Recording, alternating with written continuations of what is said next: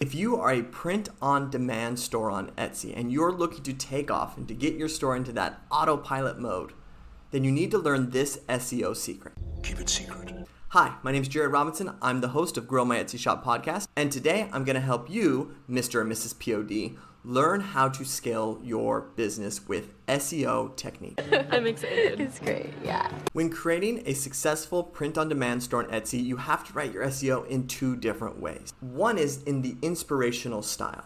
Now, inspirational keywords are when people come to Etsy and type something in and are looking for shirts that are this color, maybe this themed, maybe just a shirt to gift to someone who happens to have a hobby or whatever it may be.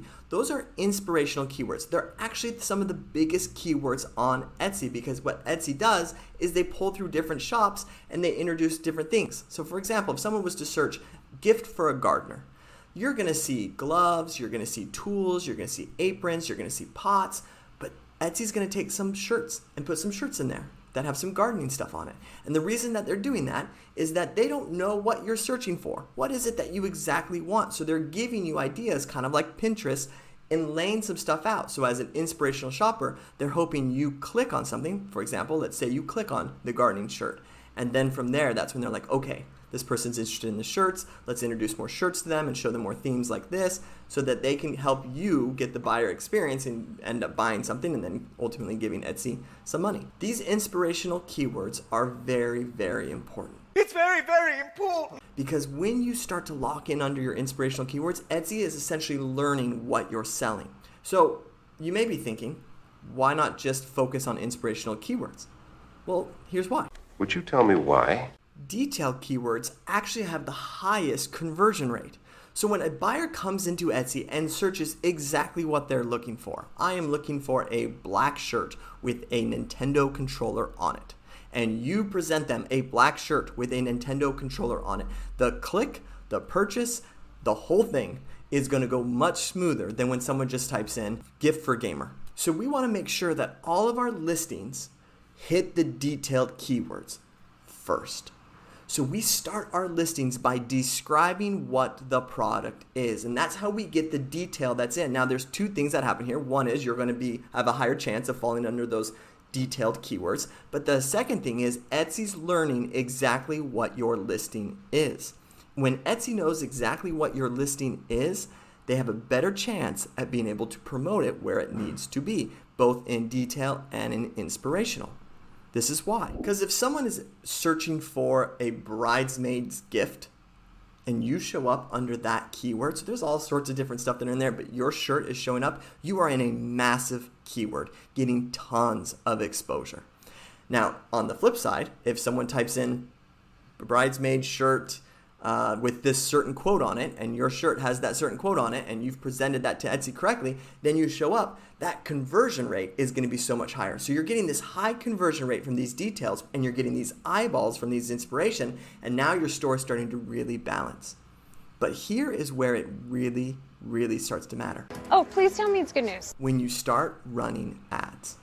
Because if your whole store is focused on detailed keywords, Etsy actually kind of struggles with ads. It's hard to scale that account because there's only so many people who are searching for these detailed things. However, when you have those inspirational keywords, well, those have an endless amount of traffic going to them daily.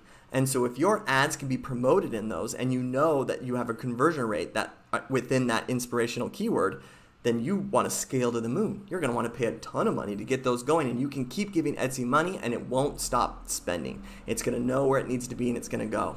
So this is what makes inspirational keywords great when it comes to scaling. And then as you get those detailed in, those work really well for your organic. And now you're playing this game perfect. So here's the $1 million question. Oh, that's the $1 million question.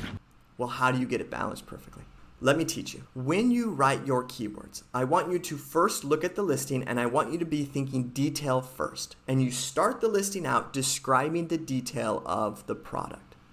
I then want you to create a comma or a line break or something that's there. And in the middle of your listing, I want you to put a main keyword or an inspirational keyword. Well, let me give you an example. Gamer shirt or video game shirt.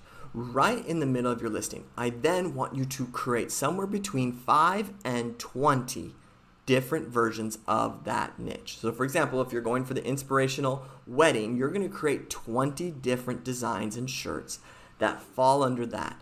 And each one of your listings is going to have a different front because they're different designs, and so it's going to describe the design of the shirt differently. That's feeding the algorithm 20 different designs, but each of them is going to have the exact same inspirational keyword right in the middle.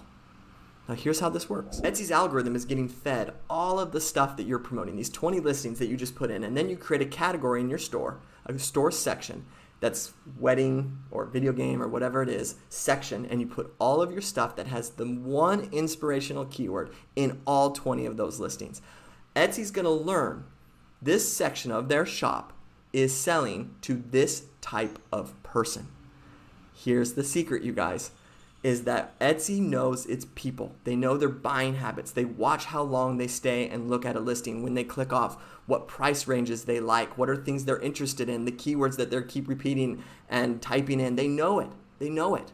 And so they know their people. So you need to be able to create categories that hits people, not products. So when you put stuff in that's wedding based or video game or whatever it may be in your categories, fill the categories with inspirational keywords and then feed Etsy the details so that when people are searching details, you show up. You're going to balance your store out. You're going to be in a spot that you're being seen in high converting keywords, in large volume keywords, and then when you hit the ads, you're going to be able to scale and grow from there. This is the secret of scaling a POD store. If you want more tricks and tips on how to do this, go over to my podcast. It's called Grow My Etsy Shop. It's free. It's got over 100 episodes that are going to break down these really complicated marketing principles into bite-sized episodes where you can take action and really start to grow your Etsy shop. All right, until the next one, see you guys.